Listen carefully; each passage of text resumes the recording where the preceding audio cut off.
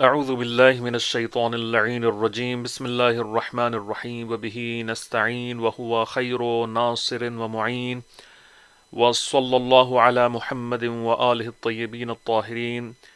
ناظرین محترم، السلام علیکم ورحمۃ اللہ وبرکاتہ۔ آج آپ حضرات کی خدمت میں انشاءاللہ ایک بہت ہی اہم دعا پیش کرنے کی سعادت حاصل کر رہا ہوں۔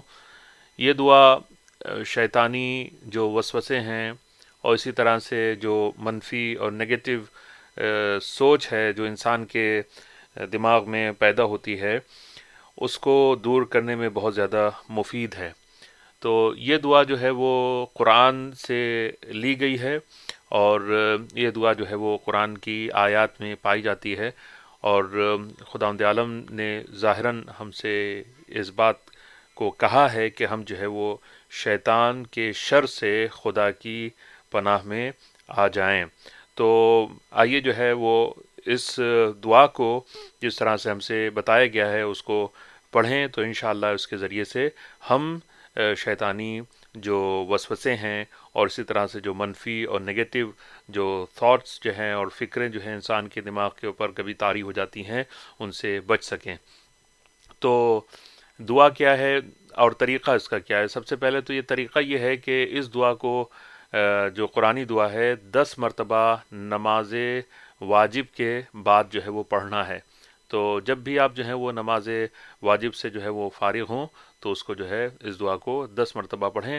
اس سے انشاءاللہ جو شیطانی وسوسے ہیں اور جو منفی جو افکار ہیں ان سے انشاءاللہ نجات حاصل ہو جائے گی، کیونکہ یہ قرآن کی دعا ہے اور ہم اللہ سبحانہ و تعالیٰ کی پناہ میں جو ہے جانے کی دعا کر رہے ہیں کہ خدا تعالیٰ اپنی پناہ میں ہم کو لے لے۔ تو دعا جو ہے وہ یہ ہے، بسم اللہ الرحمن الرحیم۔ اعوذ باللہ السمیع العلیم من ہمزات الشیاطین واعوذ باللہ ان یحضرونی ان اللہ هو السمیع العلیم۔ تو اس دعا کو 10 مرتبہ پڑھنا ہے۔ اس کا جو مطلب ہے وہ یہ ہے کہ میں اللہ کی پناہ میں آنا چاہتا ہوں، اور اللہ کی پناہ جو ہے وہ چاہتا ہوں ان تمام ہمزات الشیاطین، یعنی وہ وسوسے کہ جو شیاطین ہمارے اوپر ہمارے دلوں کے اوپر جو ہے وہ کرتے ہیں، میں اس کی پناہ میں آنا چاہتا ہوں کہ وہ شیاطین جو ہیں وہ میرے سامنے حاضر ہوں اس چیز سے۔ اور وہ اللہ جو ہے وہ هو السمیع، سننے والا ہے بہت زیادہ، اور علیم، اور دلوں کے رازوں کو جاننے والا ہے۔ تو یہ دعا انشاءاللہ آپ حضرات جو ہے مومنین اس کو پڑھیں بھی اور دوسروں تک کے بھی انشاءاللہ پہنچائیں۔